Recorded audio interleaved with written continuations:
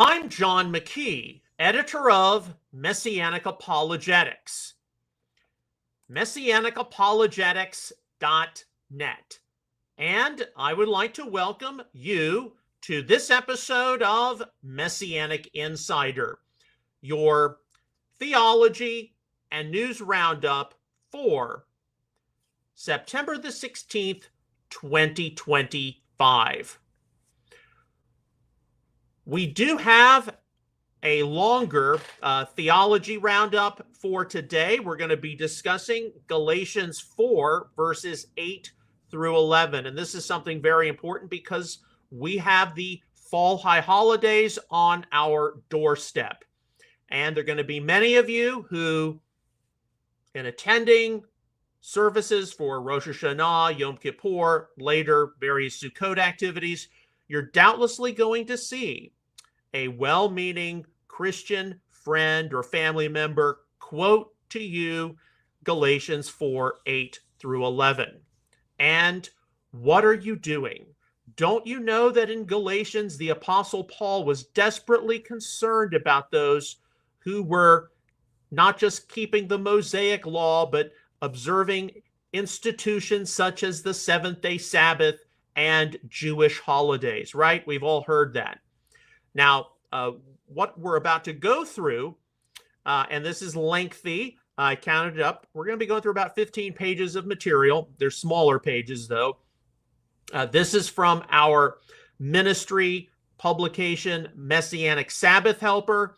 Some of you all are aware that this is presently being updated for an updated version for release sometime later this fall. I am in my second read through this material, and it's just basically a freshening up, an update based on what we see going on in the Messianic community, what our family has witnessed over the past 10 years. So you're getting the updated version today. And right, this is a passage many people in today's Messianic community often do not know what to do with. So Galatians 4, 8 through 11, are the Sabbath and appointed times really weak and worthless elemental things? How many of you all have ever heard that? I'm sure some of you all have. Okay, let's read these verses first. And these verses are quoted from what I have labeled the Messianic Apologetics Revised Version, MARV.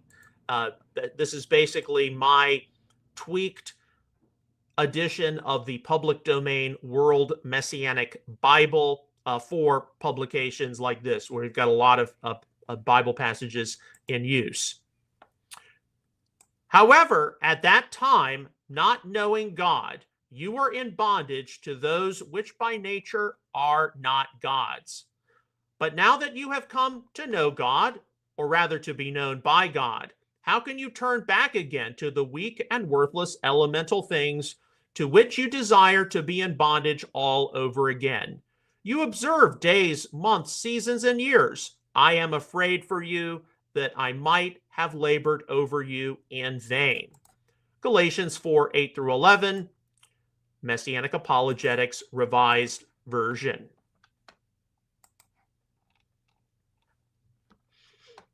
Paul's letter to the Galatians is easily recognized to be the most difficult book of the Bible for generally all people within today's Messianic movement. And yes, our ministry has a commentary, Galatians for the Practical Messianic, and it is now being updated for 2025. I'll give you some progress on that this weekend. Understandably, those aspects of Galatians where the Torah or law of Moses, or issues like circumcision and proselytism are directly addressed, receive more attention than other parts of the letter.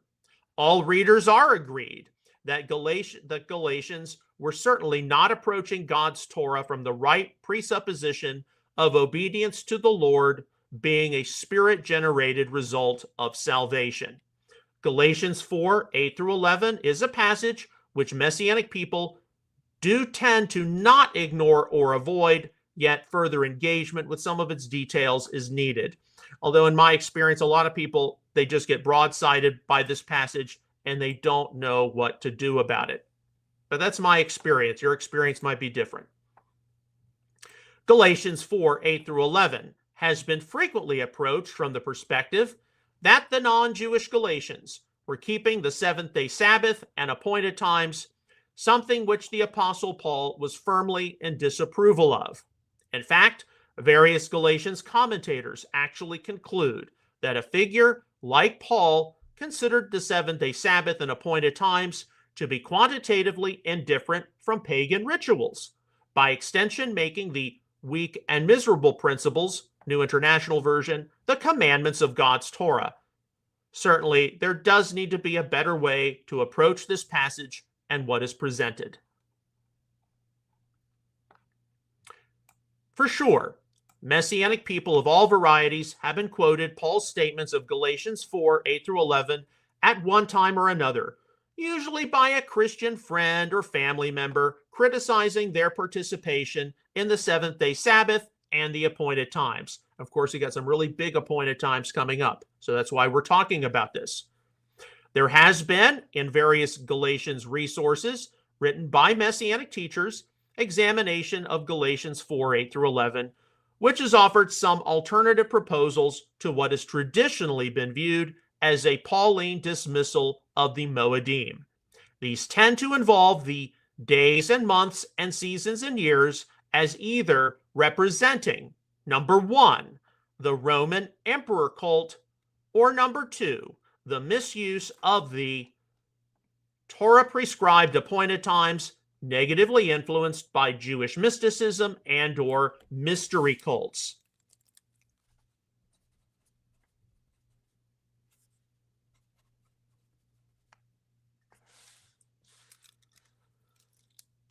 Galatians 4, 8 through 10, Galatians 4, 8, are quite informative regarding some of the bad spiritual dynamics which had been unleashed upon the believers in Galatia. Paul had just spoken to the Galatians, detailing to them what it meant to be a slave and not being an heir through God. Galatians 4, 7. He now would say, formerly, when you did not know God, you were slaves to those who by nature are not gods. Galatians 4, 8, New International Version. The beings he described to the Galatians were tois, phusei, me, usin, theos, those not by nature gods, Young's literal translation. This concerns the Galatians' pre-salvation state of worshiping the gods of the Greco-Roman pantheon and or serving any other dark supernatural forces. Interpreters should immediately be reminded of how during their visit to Galatia, Paul and Barnabas were worshipped as Hermes and Zeus in Lystra, Acts 14, 11 to 13. Hans Dieter Betz usefully points out, quote, identifying pagans as ignorant of God and the converts as those who know God comes from missionary language. Its roots are in the Old Testament and in Hellenistic Judaism, unquote. In going to Galatia, Paul had acted as a good Jew who genuinely desired to share the goodness of the one God of Israel and now news of his Messiah to the nations. By using the terminology, by nature, phusei, Paul recognized how what the Galatians formerly served were indeed something, namely demonic powers, but not the same as the one God of Israel. He would later tell non-Jewish believers in Asia Minor, you were at that time separated from Christ, alienated from the commonwealth of Israel, and strangers to the covenants of promise, having no hope and without God in the world. Ephesians 2:12, Revised Standard Version.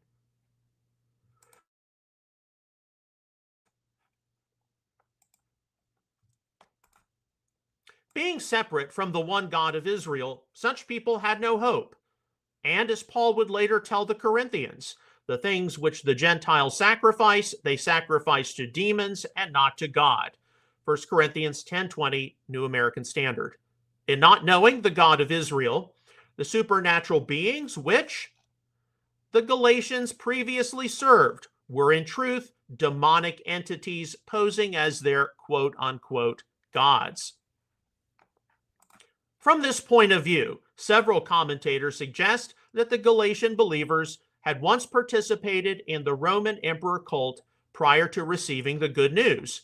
And now, for some difficult reasons, they were turning back to things which they had already escaped from via their newfound faith in Yeshua.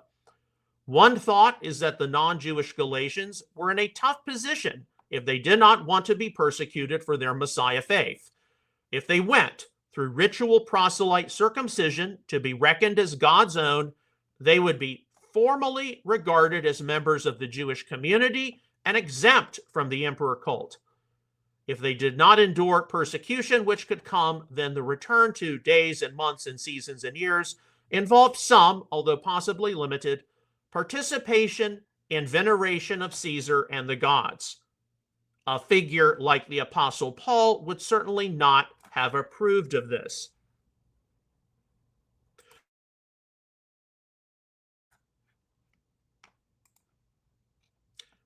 This is not an unuseful approach. However, as is seen in some of the further suggestions on Galatians 4:10 following, which take into account the stoicheia targeted, there is a more viable approach to what the days and months and seasons and years were, involving the appointed times negatively influenced by astrology and mysticism. Galatians 4:9. The Apostle Paul proceeded to ask the Galatians, "But now that you know God, or rather are known by God, how is it that you are turning back to those weak and miserable principles? Do you wish to be enslaved by them all over again?" Galatians 4:9, New International Version. Of significant importance here was not just that the Galatians came to know the one God of Israel, the creator of the universe, but that this one God of Israel actually came to know them and desired a relationship with them. As Paul stated it later in 1 Corinthians 8:3, "But anyone who loves God is known by him." World Messianic Bible. When Paul had written the Galatians, some time after his visit to them, they found themselves drifting away from him and turning to things which they should have dispensed with following their salvation experience. Take important notice of the fact that Paul told the Galatians, "How is it that you turn back again to the weak and worthless elemental things?" Galatians 4:9, New American Standard. He employed the verb epistrepho, which can mean to return to a point where one has been, turn around, go back, from the BDAG lexicon. Even more significant is the fact that the form epistretheta appears in the present active indicative. You are presently returning, indicating that this problem was then currently in process and could likely have been avoided. English translations understandably render epistretheta Pauline as turn back again, given the presence of Pauline or again, and return back again would seem a bit redundant to English readers. But what were the Galatians specifically returning to? Were the things which the Galatians were returning to practices they had already followed during their previous life in paganism?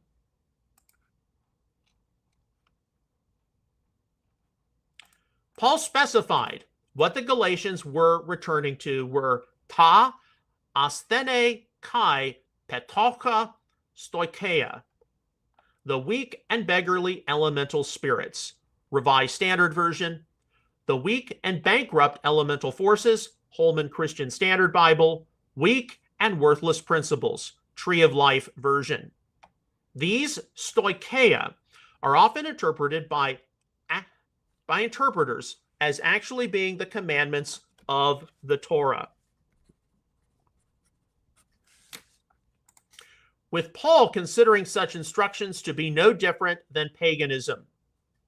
This is a conclusion witnessed in several Galatians resources. Richard N. Longenecker, quote, By taking on Torah observance, Gentile Christians would be reverting to a pre-Christian stance comparable to their former pagan worship. Paul's lumping of Judaism and paganism together in this manner is radical in the extreme. Richard B. Hayes, quote, Paul is suggesting that Judaism's holy observances are, in effect, no different from paganism's worship of earthly elements, unquote.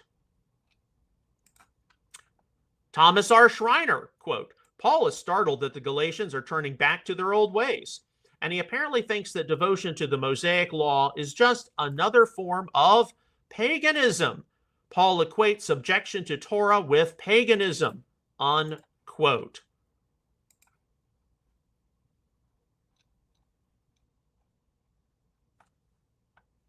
Indeed, other than suggesting that the stoicheia, which the Galatians were returning to, were pagan practices similar to those they had left after receiving Yeshua into their lives, theologians with an anti-Torah bias tend to be left with only one other alternative.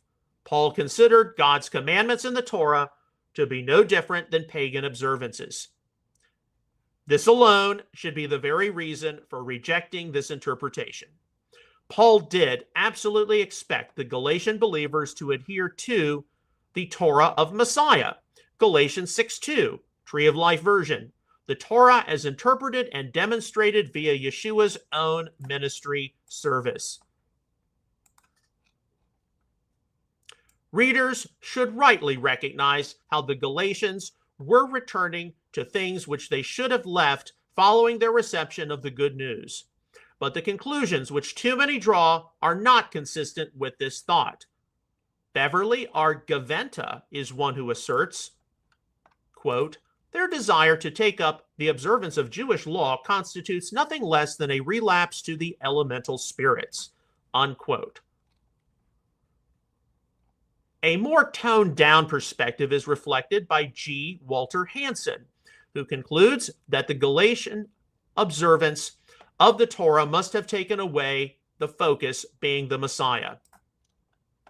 Quote, Paul's words all over again raise the alarming possibility that turning to the observance of the Mosaic law after conversion to Christ is actually comparable to taking up a pre-Christian position of pagan worship. The only way to understand Paul's equation of observing the law and pagan worship is to recognize that whenever the observance of law takes the place of Christ as the basis of relating to God, it is as reprehensible as pagan worship, unquote. While trying to emphasize the centrality of the Messiah for born-again believers is important, too many Galatians commentators have widely failed at emphasizing the need to live in obedience to, at least, the moral and ethical principles of God's Torah, saying that former pagans striving to obey God's law are really not obeying God and relapsing into paganism is a conclusion which will facilitate lawlessness and immorality, not holiness and sanctification.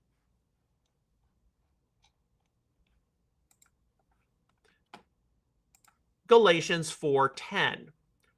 Paul asked the Galatians how they could return to being enslaved to the stoicheia.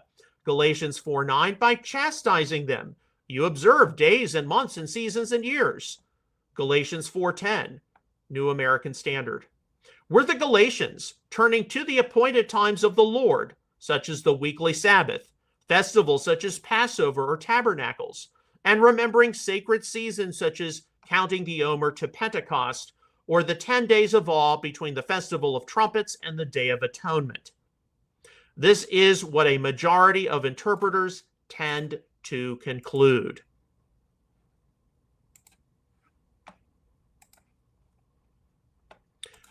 John R.W. Stott is widely alone in his comment on Galatians 4:10, as he does not specify what such days and months and seasons and years are or may be. He instead focuses on the Galatians' spiritual condition, asserting,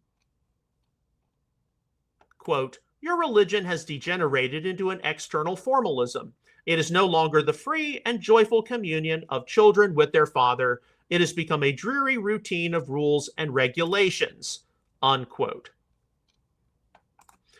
It is very easy to divide up days, months, and seasons and years as applying to the appointed times of the Lord seen in the Torah. But there are some important factors which cannot be ignored. Witherington, for example, makes the interesting observation. Quote, commentators have often tried to parallel this list with various Jewish sources, but in fact there is no Jewish list that actually matches up with this list. Paulus provided here a generic list that could apply equally well to Jewish as well as to pagan observances. Unquote. Withering does, though, mistakenly conclude that the misled Galatians were in the process of formally observing the appointed times of the Torah. The list readers see in Galatians 4:10 is generic, unlike Colossians 2:16, which specifically references a new moon or a Sabbath day, New American Standard. What this means is that the categories of observance which the Galatians were returning to can involve more than just the biblical appointments themselves. Frequently, the stoicheia targeted by Paul in Galatians 4:3 and 9 are associated by expositors with the elements of paganism like earth, water, air, and fire, corresponding to the Greek deities Demeter, Poseidon, Hera, and Hephaestus, or the sun, moon, and stars. It is very easy to speculate on the kinds of things which the non-Jewish Galatians would have been influenced by in Greco-Roman paganism, whether it be the standard Greco-Roman pantheon of gods and goddesses, strange philosophies, and or mystery religions and cults prior to them receiving the good news of Yeshua. Yet, it also has to be noted how various sectors of Second Temple Judaism, sectors present in the first century, were likewise infected with ungodly beliefs and ideas, such as the acknowledgement of fate as a force in the universe. The historian Josephus attests how there were various persons among the Pharisees and Essenes which both believed in fate. Now for the Pharisees, they say that some actions, but not all, are the work of fate, and some of them are in our own power, and that they are liable to fate, but are not caused by fate. But the sect of the Essenes affirm that fate governs all things, and that nothing befalls men but what is according to its determination. Antiquities of the Jews, 13:172. The Jewish philosopher Philo would recognize the function of stoicheia on the breastplate of the high priest. Now, of the three elements, stoicheion, out of which and in which all the different kinds of things which are perceptible by the outward senses and perishable are formed, namely the air, the water, and the earth, the garment which reached down to the feet in conjunction with the ornaments which were attached to that part of it which was about the ankles, have been plainly shown to be appropriate symbols. For as the tunic is one, and as the aforesaid three elements are all of one species, since they all have their revolutions and changes beneath the moon, and as to the garment are attached the pomegranates and the flowers, and also in certain manner the earth and the water, may be said to be attached to and suspended from the air, for the air is their chariot. From Life of Moses 2:121.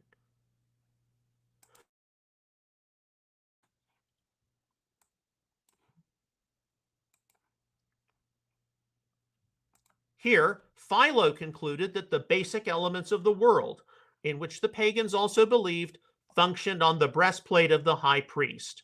Similar to fate controlling the destinies of people, these basic elements here communicated messages to the high priest of Israel. How could at least some of the Jewish people of the first century period have been entertaining what are, at the very least, odd ideas about fate and the elements of the world? A Bible reader needs to seriously consider the thrust of a passage like Deuteronomy 28:64, where God decreed, The Lord will scatter you among all peoples, from one end of the earth to the other end of the earth. There you will serve other gods, which you have not known, you nor your fathers, even wood and stone. World Messianic Bible. While the Jewish exile to Babylon was quantitatively over in the 1st century CE, there was a Jewish diaspora community in the Mediterranean, and as a Roman province, Judea was not totally immune from outside religious influences. While the forces of the world, with its nefarious elements, were surely guarded against by many Jews, one cannot claim total pureness of thought when it came to the Judaism of Paul's day. While the pagans were by far worse off, the elemental things of the world did affect many of the Jewish people of the 1st century. Paul, intending his remarks about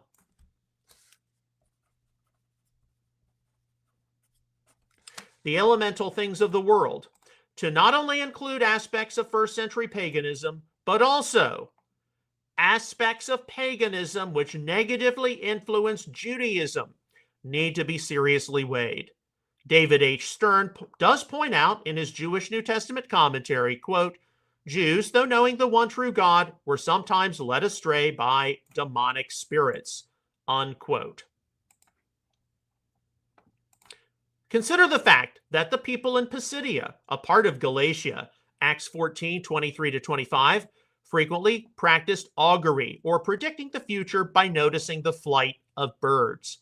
This would have been well classified within the prohibitions given in the Torah in Deuteronomy 18:10 regarding omens and divination. Somehow, superstitious practices were a part of the culture or subculture seen in Galatia, and this may affect how readers interpret what the days and months and seasons and years originally involved. There is a standing opinion that what the Galatians were actually returning to were not the Moedim of the Torah properly, but instead were the appointed times inappropriately used or abused. As Gerhard F. Hazel actually states in the Anchor Bible Dictionary entry on Sabbath, quote, within the context of the Galatian Judaizing heresy, Sabbath seems to refer to something other than wholesome weekly Sabbath keeping as the majority opinion holds, unquote. Anchor Bible Dictionary.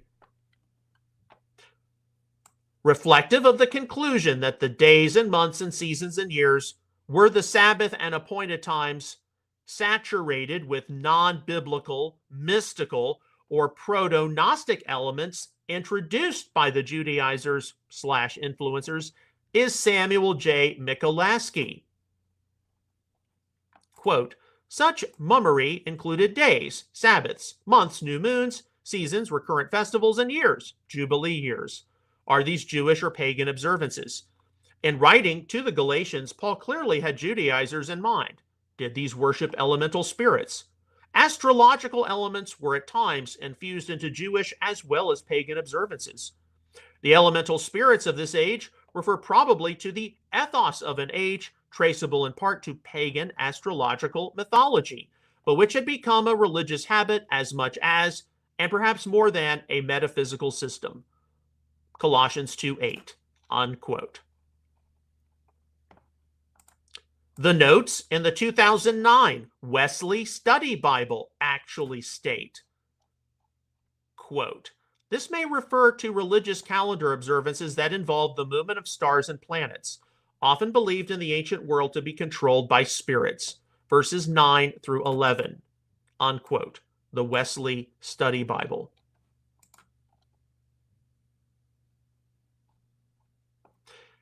That some nefarious influence could have asserted itself in association with days and months and seasons and years among the non-Jewish Galatians observing the Torah prescribed appointed times needs to be recognized. In some Second Temple Jewish literature, it is witnessed how there was an overimportance given to the luminaries.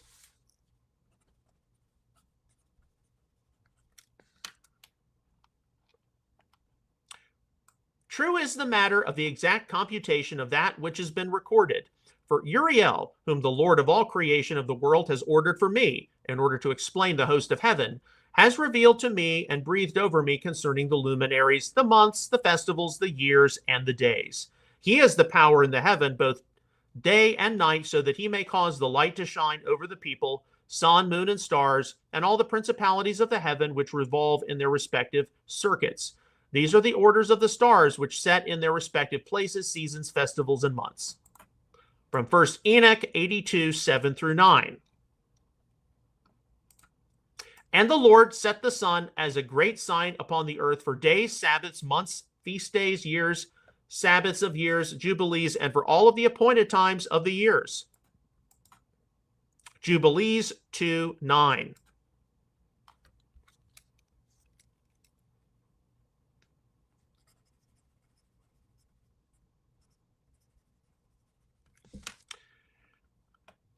It would be very easy for the non-Jewish Galatians, many of whom were unbalanced and insecure in their Messiah faith, to be negatively influenced by such sentiments. Daniel C. Juster, in his book Jewish Roots, draws the quite useful conclusion.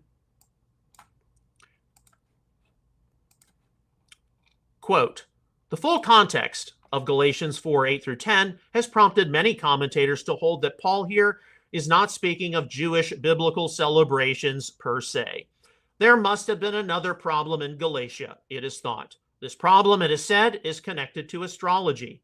It is also known that heretical groups existed which connected some of the Jewish holidays to astrology and superstition. Paul could not be speaking of celebrations given by God as putting people under the bondage of evil spirits, nor could he be speaking of Jewish holidays and saying that they, a non-Jewish group, are turning back to weak and beggarly elemental spirits. Apparently, what Paul refers to is a drift into superstition connected to special years, days, and seasons akin to astrology.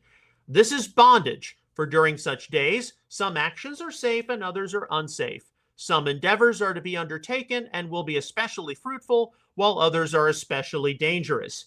This actually brings bondage to evil spirits. There may have been a perverted Jewish content added to some of this, unquote, from his book Jewish Roots. If the appointed times, which the Galatians were returning to, were the appointed times somehow infused with the stoicheia, which they should have left behind in paganism, things which affected fringe sects of Judaism as well, then Paul would indeed have been concerned for the Galatians. It makes absolute sense for him to later say, for even those who are circumcised do not themselves keep the law. Galatians 6:13, English Standard Version. If the quote-unquote appointed times the influencers were advocating had elements of astrology, mysticism, and proto-Gnosticism. F. Bruce, while arguing that the practices described in Galatians 4:10 were the more standard appointed times, at least does admit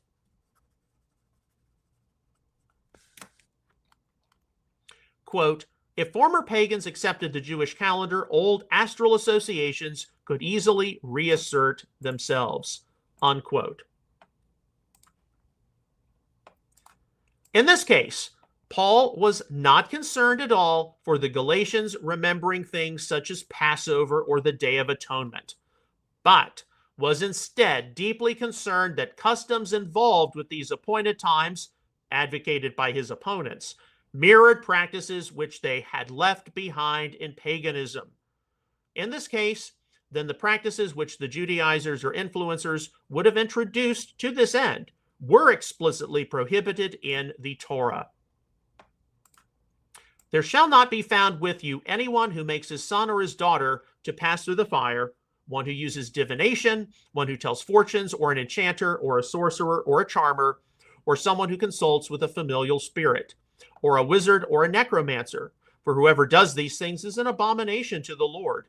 Because of these abominations, the Lord your God drives them out from before you. You shall be blameless with the Lord your God. For these nations that you shall dispossess, listen to those who practice sorcery and to diviners. But as for you, the Lord your God has not allowed you so to do. Deuteronomy 18, 10 through 14, World Messianic Bible. Also 2 Kings 21, 6. Even though the Torah expressly prohibits witchcraft and divination and specifically states, "Thou shalt not suffer a witch to live," Exodus 22:18, King James Version, the fact of the matter is that such things were practiced in ancient Judaism and even continue in fringe parts of Judaism to this day through Kabbalah and Middle Eastern meditation. Every Man's Talmud, a condensed collection of writings from the Jewish rabbis over the centuries, indicates, quote, "The Talmud reveals very clearly a conflict between the pure, rational doctrines of the Bible and the debased beliefs and superstitions which pervaded the world in which the Jews lived. The scriptures vehemently denounced every kind of magical practice and all attempts to pierce the veil which conceals the future from human men by means of divination. We see several rabbis, particularly in the early period, waging a brave fight to stem the tide of sorcery which threatened their community. But in vain. In the later period, even rabbis succumbed and credulity prevailed over faith." Unquote.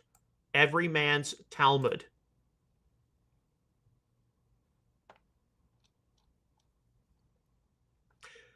The Galatians appear to have been errantly influenced by those who had a mix of God's Torah as well as divination and witchcraft.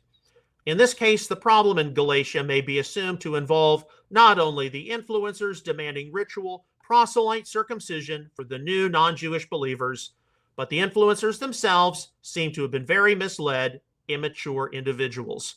This may be the result of overcompensating for wanting to have close relations with the synagogue, hence the adoption of Jewish mystical errors, or many of them being new proselytes themselves, and individuals open to any tradition or practice considered to be of Judaism without any discernment for what was good or evil.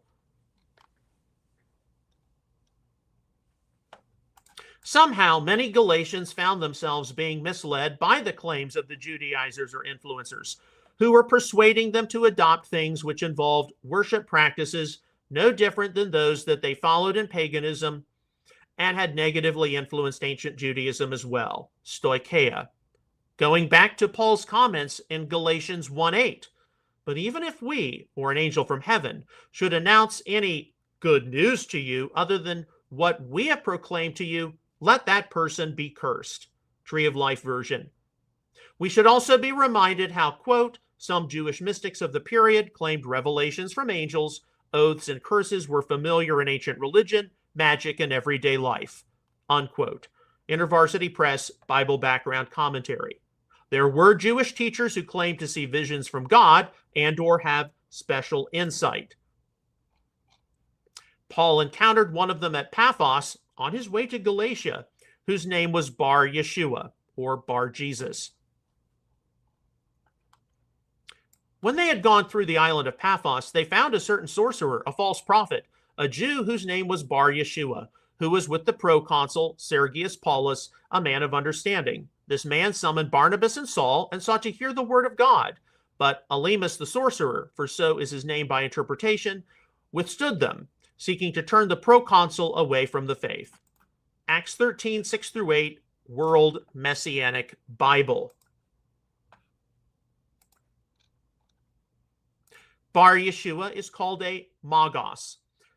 The Complete Word Study Dictionary New Testament notes that Magi specialized in the study of astrology and enchantment, and thus were known as enchanters, magicians, also spoken of a magician, sorcerer, diviner. Is it possible that Paul had warned the Galatians about such people as he told the Galatians about his previous travel before seeing them? Could Paul have explained to the Galatians about how Bar Yeshua, a Jewish false prophet, was dangerous and to stay away from people like him?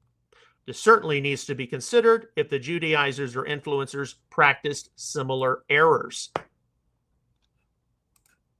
Concurrent with this, Max E.D. Dunham actually applies Galatians 4:10 as relating to Christians in today's church who accept innocent forms of spiritism or witchcraft. He explains, Quote, how many people in America read their horoscopes daily and are influenced by the word for that day? Maybe more than seek a word from God through scripture and prayer. How many people, even within the church, think that they are more influenced by the sign under which they were born, Cancer, Leo, Aries, etc., than the sign of the cross under which is our only salvation? Paul is consistent in his teaching about idolatry, accepting a creed, obeying a law, eating a sacrament, keeping an eye on the stars, looking for guidance in a horoscope, trying to compel or cajole the gods of fortune and fate, are all in the same category of substituting lesser gods for God. Unquote. Richard B. Hayes, who has favored the view of Galatians 4, 8 through 11, involving Paul's denouncement of the appointed times, does, interestingly enough, take it in the applicational direction of modern people being taken in by the New Age movement.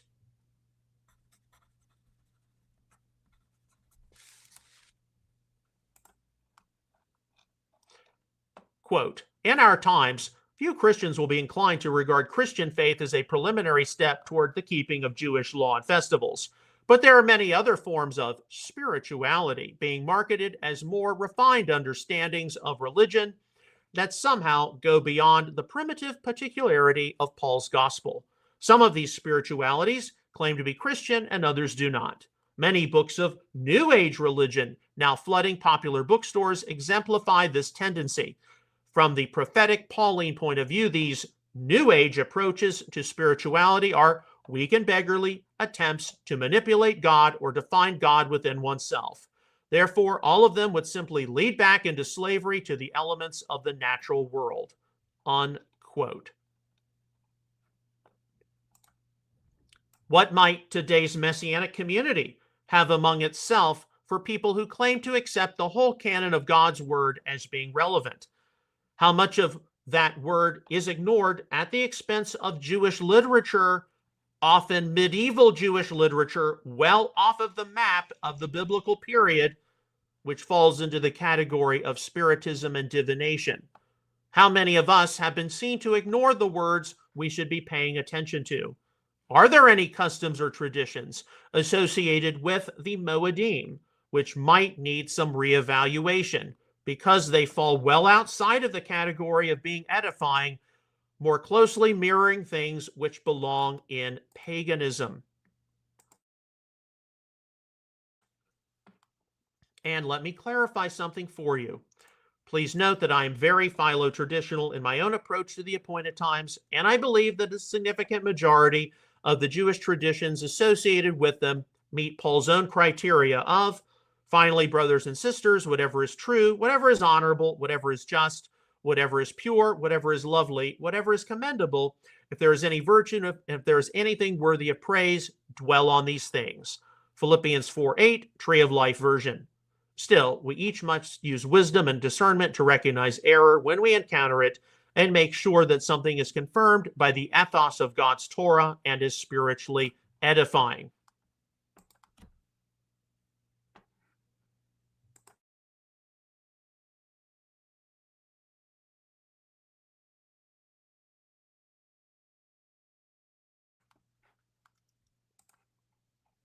Galatians 4:11.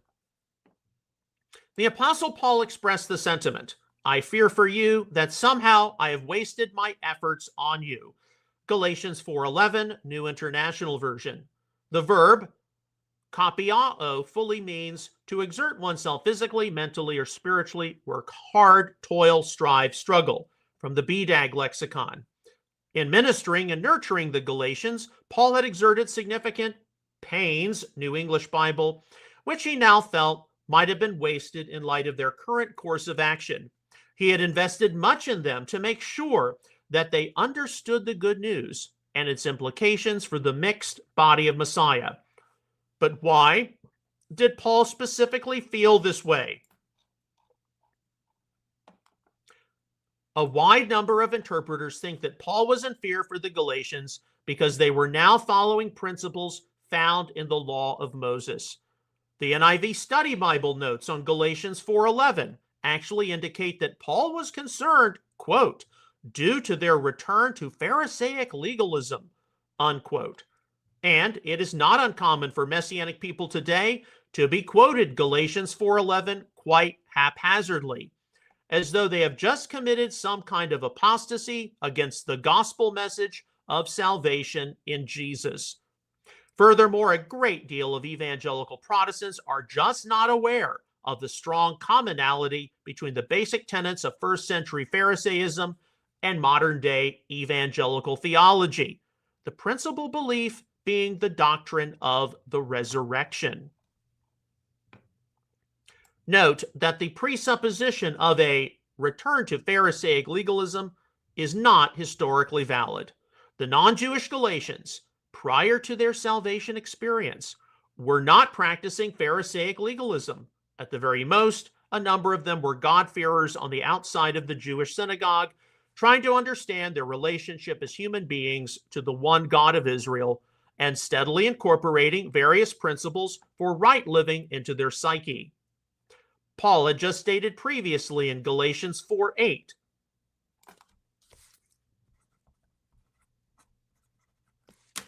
how their previous spiritual condition was largely being slaves to so-called gods that do not even exist. New Living Translation. Thus, any kind of return on the part of the Galatians had to involve things akin to their previous religious experience in paganism.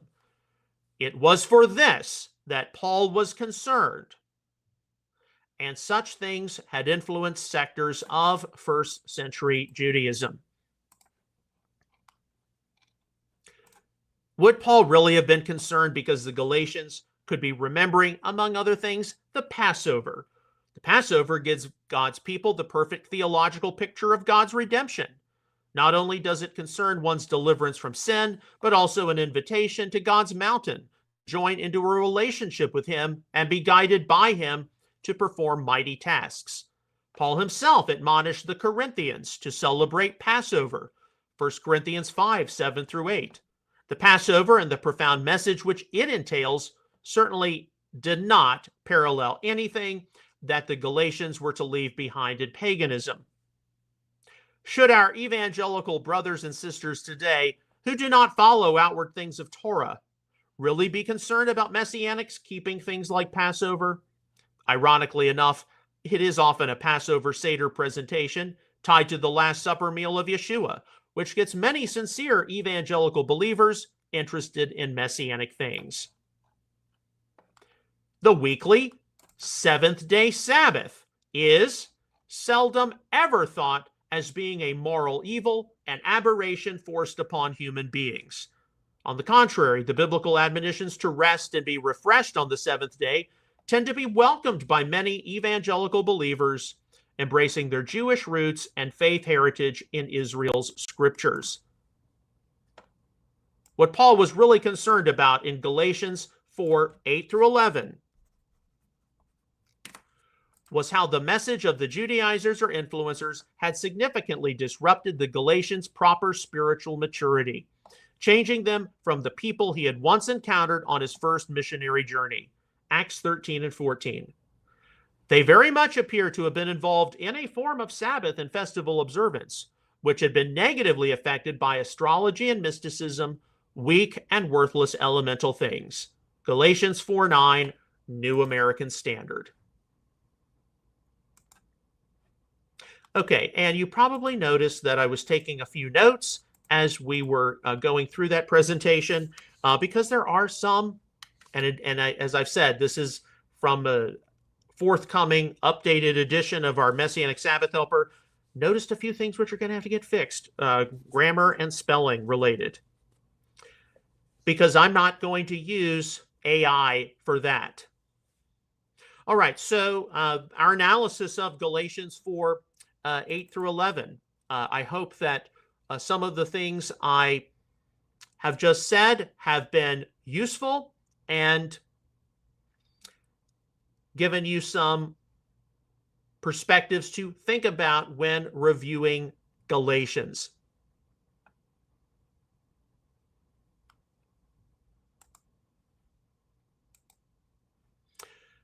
All right, so that concludes our theology analysis, theology roundup for today. Of course, we are approaching the fall high holidays, and so probably later we will talk about matters from Colossians 2, 16 and 17. I've got that written down in my note here. All right, so we do have a lot of news to go through, mainly news related to the recent summit held in Qatar with all of these Arab and Islamic leaders, what to do about Israel's bombing of Hamas headquarters in Qatar. We have a little bit about the Russia-Ukraine situation, some things to go through regarding the recent Charlie Kirk assassination, and then a few other points. Of course, we do the news analysis, the news roundup after the theology roundup, because the news, of course, changes from day to day, and everything is time sensitive. We are steadfastly reminded, number one, pray for peace, Israel, Gaza, the Middle East. Number two, pray for peace, Russia, Ukraine. Number three, here on the American home front, pray for sanity and reason to prevail. In just a week, we will be remembering Rosh Hashanah, the Feast of Trumpets, the Civil New Year. There are going to be a lot of prayers issued before the Lord. Certainly later there'll be the 10 days of awe leading up to Yom Kippur, the Day of Atonement. How many Messianic congregations and synagogues are going to be praying for some of these specific matters? Look, I'm all for the traditional liturgy. I have no problem with it. But there are some very serious things we need to be taking before God right now. And they do concern our Messianic future. They do concern this phase we're going into as we rapidly approach the 2-year anniversary of the October 7th, 2023 attacks. There are a lot of things in flux right now and changing. And how many people are not paying attention and they think it's just business as usual? Or worse yet, they bought into the rapture coming on September the 23rd. You know, we've got to be paying attention to the end times. There is some kind of a point event which is going to happen regarding this Israel-Gaza mess.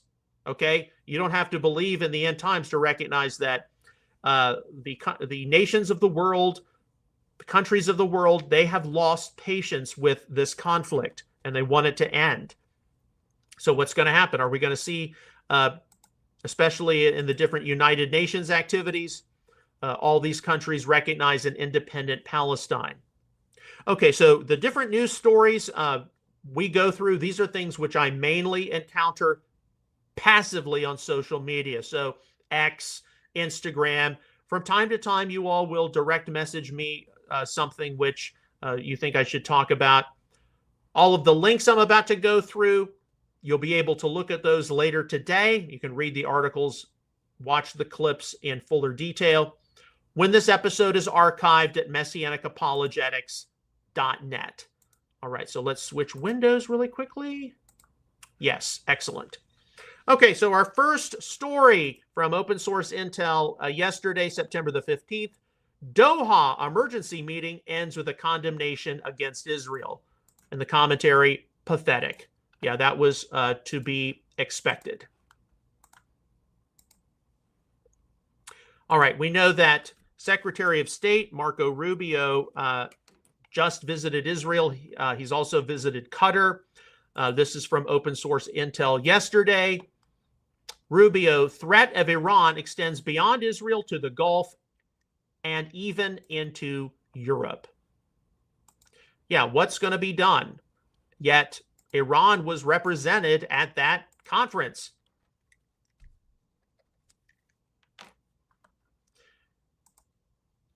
Open Source Intel yesterday, September the 15th, Turkish President Erdogan. Economic pressure must be applied on Israel, and previous experiences have proven the success of these pressures. Now, there are a lot of people out there in the world of prophecy, some of them influenced by the perspectives of Joel Richardson, who definitely promotes a future Islamic beast, an Islamic anti-Messiah or Antichrist, who pay close attention to figures like Erdogan, certainly Turkey, believing that the end-time beast is going to be some kind of a revived Ottoman Empire, pointing out that the main base of operation of the old Ottoman Empire was a part of the old Roman Empire. Whether that actually materializes or not is not the point. What's more concerning is that Turkey is a member of NATO. That's more concerning. So it affects Europe, it affects the United States. And what's going to happen regarding West Israeli relations, especially with Turkey, which does get involved in more Middle Eastern Islamic activities. All right, more from open source intel. Yesterday, September the 15th, the Egyptian president, the summit is held amid serious challenges, and Israel seeks to turn the region into a playground for attacks.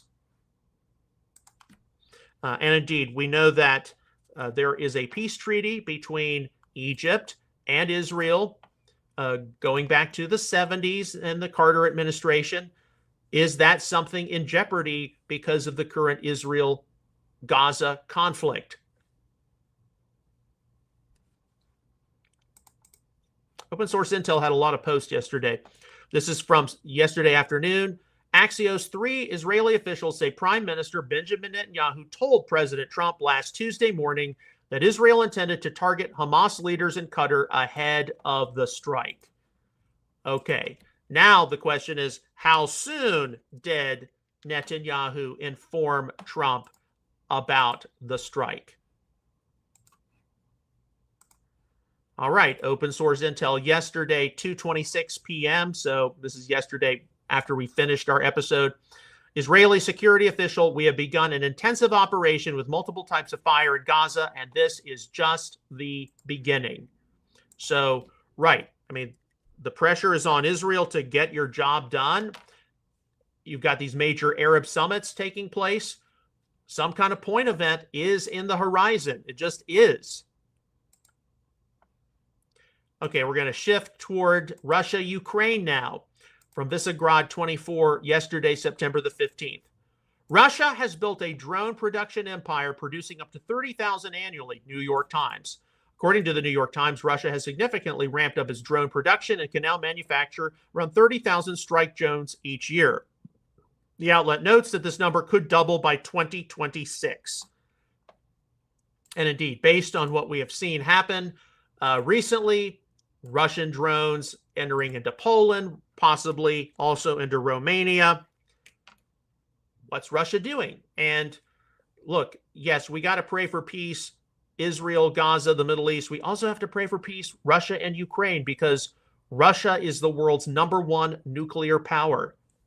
And it's already been concluded, at least by someone in the Russian government, that Russia and NATO are in a de facto state of war. So this is very concerning.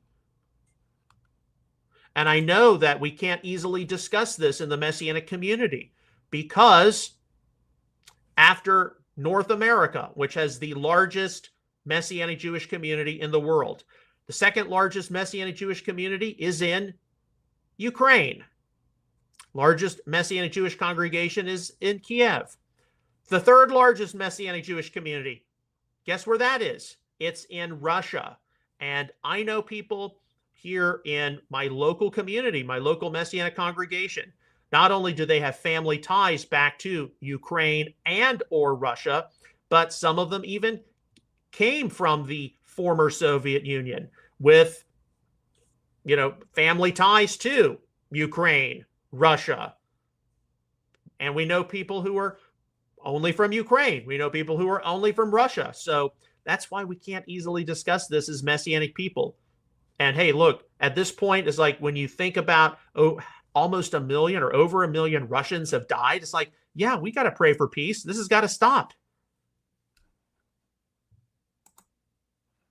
Okay, from Open Source Intel Defender yesterday, September the 15th, the UK has announced that it will be joining NATO's Operation Eastern Sentry in Poland following last week's reckless and dangerous drone incursion by Russia into Poland.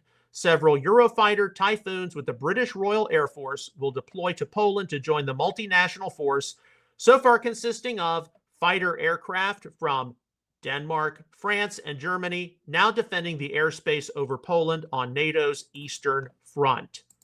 Okay, so the RAF has sent planes to Poland because of this, among other things which are doubtlessly being sent over and considered. Okay, to the Charlie Kirk situation in view of his assassination. FBI Director, this is a minute 23 clip. FBI Director Kash Patel reveals that Charlie Kirk's alleged assassin, Tyler Robinson's Discord group, had more than 20 members and they may soon be questioned.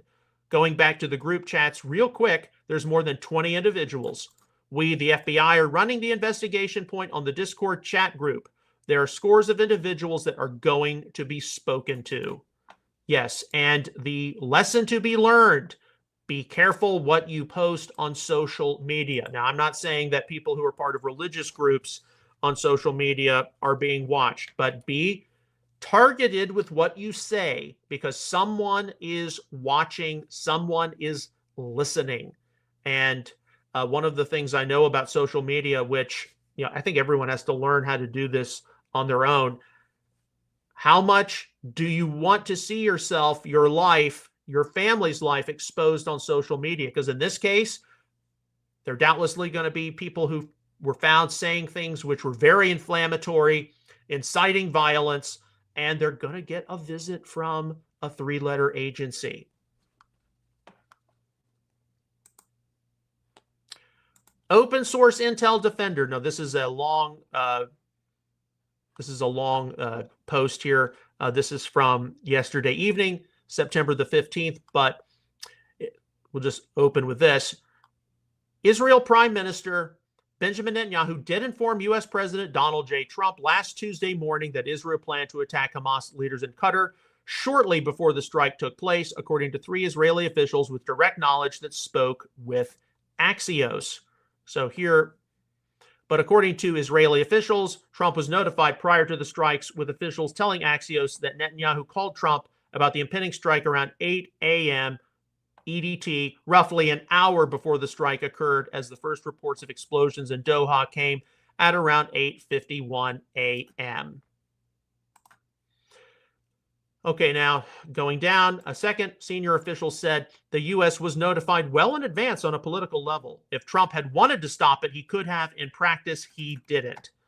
Look, we all know that when it comes to Israel attacking its enemies, going after, there's always going to be purposeful deception, purposeful sleight of hand, and indeed, it's hard to think that President Trump wasn't favorable to what took place, especially as we last week discussed how there were tankers which took U.S., UK tankers which took off from Qatar, refueled Israeli planes, and then landed in Qatar, the very country where Israel bombed Hamas headquarters. So, all right, totally changing the venue here. This is from the New York Post yesterday, September the 15th. A shy space rock is making its lunar debut. Astronomers believe they've discovered another so-called quasi-moon of Earth, though it's likely been circling undetected in near space for decades. Earth's new quasi-moon has likely hidden in plain sight for decades. So, here, according to the New York Post, if you read the article, you'll find out that Earth technically has a quote-unquote second moon. Now, it's only about 65 feet long, but we have some kind of an asteroid that appears in a steady orbit. And I'm sure we'll hear more about this later, but I thought that was interesting to pass along. I'm sure our flat Earth friends think it's all made up. All right, here's something which is getting a lot of play on social media. I saw this early this, yes, I did see this early this morning. It was posted yesterday from Kirk Cameron. And it's a 1-minute 27 clip breaking down what the Bible really says about Israel, ... Now, Many of you all remember Kirk Cameron, associated with things like Way of the Master. He did a lot of Christian work with, I forget what his name is, Ray Comfort. And that was influential on a lot of people, certainly in the 90s and in the 2000s. It was influential on me. You also remember that he was an actor, participated in some of the Left Behind dramatic portrayals. But Kirk Cameron has apparently abandoned a dispensational pre-trib eschatology, and he has embraced postmillennialism. And along with that, talking about, I'll bless those who bless you, curse those who curse you, referencing some things in Romans. He has embraced a supersessionist hermeneutic. He believes in replacement theology. So the people you're supposed to bless are Israel as, the church as the new Israel, not Israel as the Jewish people. Now, one of the things which this does, and this is, I know it's very uncomfortable. In fact, I'm just going to say it, a lot of baby boomer Messianic Jews, it's just, they don't even pay attention, using Genesis 12:2, I'll bless those who bless you, curse those who curse you. It's become a stale soundbite. We have to do better in order to encourage support for Israel and the Jewish people. We're going to have to look into things like 2 Corinthians 8 more, and the mutual relationship of Jewish and non-Jewish believers, and partnership and mutual blessing better, because Genesis 12:2 has been politicized and people are, ditching it. So we've got to have a better, more refined argument in terms of supporting the Jewish people who do not know Yeshua, supporting the state of Israel and its legitimate place in future history. Of course, somebody like Kirk Cameron, well, what do you think about the modern state of Israel? They just kind of think it's this political aberration. It's this anomaly. It doesn't have any connection to Isaiah 66 and a nation born in a day. So the time is going to come where we're going to see more and more of these evangelical types who, they were dispensational, they're pre-trib, the pre-trib rapture never happened. Now they're considering more of a post-millennial, amillennial eschatology model where the church is the new Israel. And what do you do about the state of Israel? And it can possibly lead, and notice I'm saying possibly, lead to people thinking that, no, it's not just some, secular political creation. It might be a satanic counterfeit. We're going to encounter that more and more frequently. And we can't avoid it as the Messianic community. Okay, back to the Russia-Ukraine situation. Open source Intel Defender, and you can read this in full later. According to the Institute for the Study of War, the Kremlin is escalating its rhetoric, threatening NATO states in parallel with the kinetic escalation of Russia's secret drone incursion into Poland. This follows extremely threatening statements earlier today from the Russian Security Council chairman Dmitry Medvedev, who claimed on his social media channels that a Polish suggested no-fly zone over Ukraine that would allow NATO aircraft to shoot down Russian drones would mean only one thing: a war between NATO and Russia. So, yeah, things are getting very hot here. They're definitely getting too warm. And what happened? What happened several weeks ago when President Trump and President Putin met in Alaska? And hopefully, after exchanging views, they were going to try to deflate potential problems, see things cool down. Instead, Putin returned home to Russia, and he launched some of the biggest strikes against civilians seen in this conflict. Yeah, pray for peace, Russia and Ukraine. That's all we can do as believers. But this conflict does need to stop. From Jesse Waters yesterday, September the 15th, Charlie Kirk's assassin is on suicide watch. And this is a 6-minute clip. Tyler Robinson is refusing to cooperate, and the FBI is trying to crack into his phone. The shooter reportedly admitted to murder, saying, "Hey guys, I have bad news for you. It was all me at UVU yesterday." So one of the things we definitely know is that, and I tweeted on this posted on X a few days ago. I said this yesterday. There are three main stages we've got to go through with Charlie Kirk's assassination. We're still very much in stage one, the condolence and mourning phase. He still hasn't had his funeral. There's the stage two phase, which this represents the investigation. We've got to give the legal system the process to look into this, check out leads, check out who else knew about this. It's going to be really sickening what we're likely to find out. But who was this Tyler Robinson fellow? Why did he do what he did? And who are some of his, associates possibly?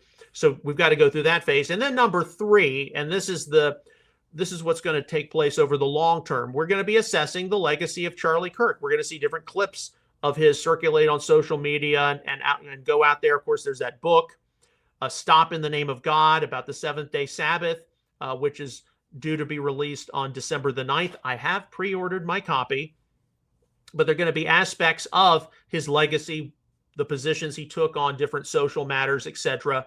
How he engaged in dialogue, how much we agree, how much we may not agree, but how we can take cues from him, from what he left in terms of being able to have positive, constructive conversations. Because what this does indicate, what his assassination, his death does indicate for us as Americans, we have the right to free speech. We have the right to express ourselves. But if we do not use that right, we will lose it.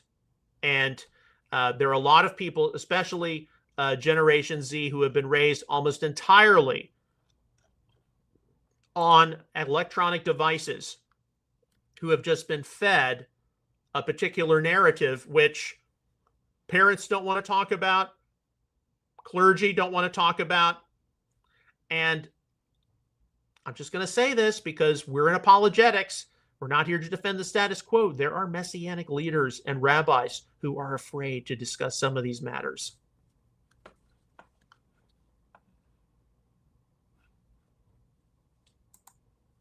All right, from Zero Hedge, this is from today, September the 16th.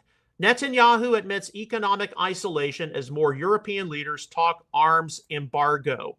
So this kind of was a summary of Israel not being able to purchase weapons from other countries. This is, of course, this is something which can come and go with the situation as it occurs on the ground, but it does kind of dovetail with that biblical narrative, how in the end, the entire world, all nations are going to come against Israel.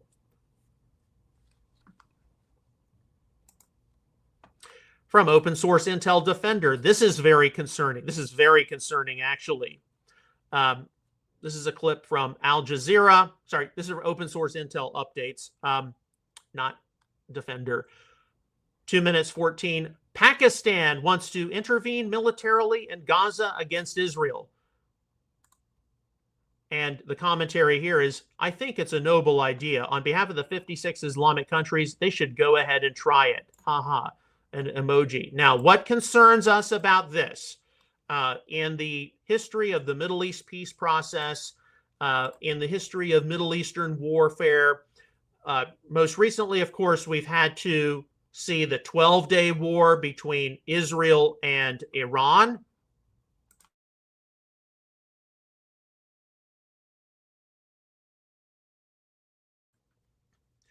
And the United States coming in at the last moment with its B-2 bombers and taking out Iranian nuclear facilities.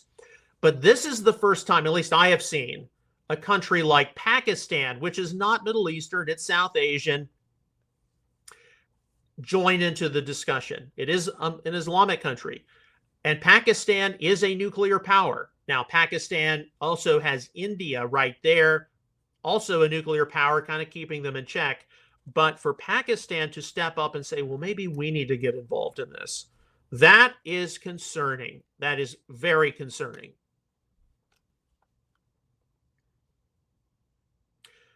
All right, this kind of repeats what we've already recorded, we've already seen from today. Visegrad 24, the UK announces that RAF fighter jets will start flying missions over Poland to help the Poles shoot down Russian suicide drones if needed.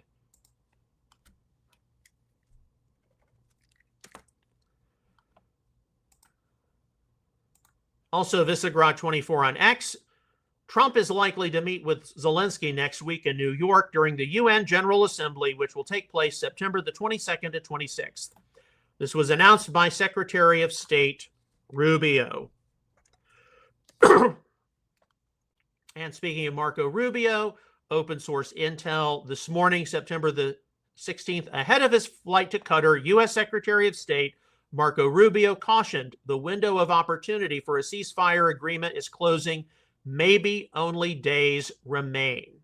Okay, he was just in Israel, and then this is when he was on his way to Qatar, where they just had that summit, which just ended up condemning Israel, and there was talk about forming some kind of an Arab or Islamic version of NATO, some kind of a defense alliance.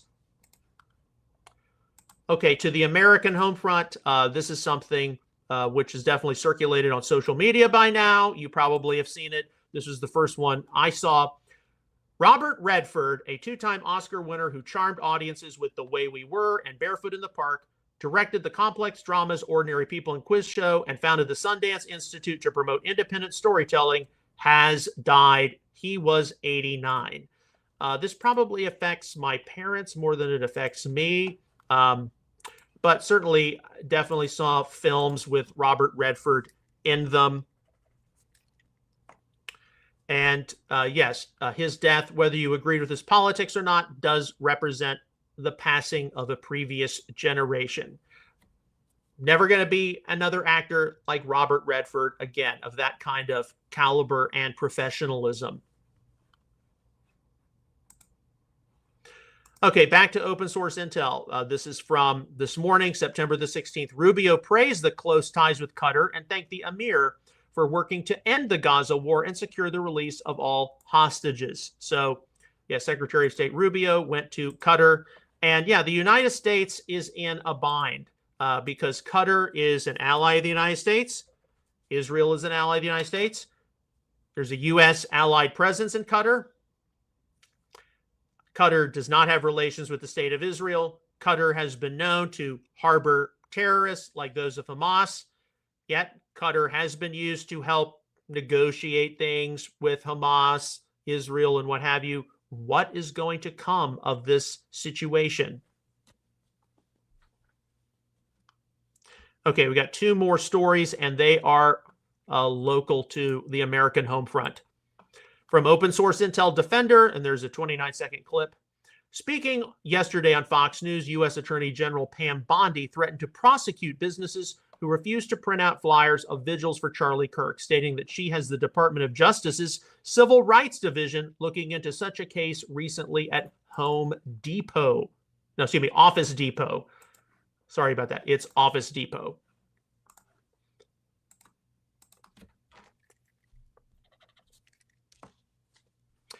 And finally, from Newsmax today, this is not the end of the investigation. It's not even the end of the beginning. We are investigating a potential broader network of people who may have known. Dan Bongino. So FBI Director Dan Bongino, Deputy Director, told Newsmax that investigators have uncovered significant developments suggesting a broader network of people might have been involved in the assassination of Charlie Kirk. It is difficult to think that Tyler Robinson acted entirely on his own, that he didn't have some kind of a group around him who influenced him at least to go do the deed, right? Like what we're likely hearing about this Discord group. But yeah, this is a terrible tragedy with Charlie Kirk, and it's going to be a watershed moment for many of us, just like the death of Martin Luther King Jr. was for the civil rights movement. Also, the assassination of JFK, RFK, I mean, all these kinds of things. This is just another death which influences those who are going to go out and instigate social change. And we're at the very, very early stages of that. Just like Pongino said, we're kind of at the beginning of this really big investigation. So we'll see what happens. We do continue to pray for Charlie Kirk's widow, Erica Kirk, their 2 children. We continue to pray for those who are really mourning his death, because they were definitely influenced by him as a consistent force. I only tended to passively follow Charlie Kirk, although we definitely have discussed his perspectives from time to time, with him reporting different news items. And yeah, we've got the fall high holidays and under a week now coming up, and it's time for us to really pray to the Lord and ask him things about our future. And why do I ask questions about the future? Because I'm from an evangelical background. My family came into the Messianic community 30 years ago. It has not always been easy. We've discussed why it's not always been easy many times in our different teachings and broadcasts. And so I always have to ask the question. It's not necessarily just support for Israel, the Jewish people, standing against anti-Semitism and anti-Zionism. It's the complexities of co-laboring with Jewish believers in the salvation of Israel, and some things you tolerate, which in evangelicalism you would not tolerate. You would not put up with them. And so the question of the future is very important, because you've given up certain things, you put up with certain attitudes or certain idiosyncrasies, which biblically you should not have to put up with. There's got to be some kind of a major end time future purpose associated with it. So this is going to be a major year, especially with a number of Western countries anticipated to recognize an independent state of Palestine. Countries like France, the United Kingdom, Canada, Belgium, various others in Western Europe, perhaps. Of course, can always change, but they are anticipated to recognize an independent Palestine, and that's going to start changing some of the dynamics. So it is time for us to take a good, hard look at ourselves as Messianic men and women and contemplate what is coming in the next few years, in the next decade, in the next several decades. We have taken some giant leaps toward the return of Messiah since October the 7th, 2023. But it's not over, and there are going to be more developments occur. As always, on behalf of Outreach Israel Ministries and Messianic Apologetics, I would like to sincerely thank you for your ongoing prayers, encouragement, and support for all of our ministry efforts. If you have not, I really do encourage you to visit our website, messianicapologetics.net.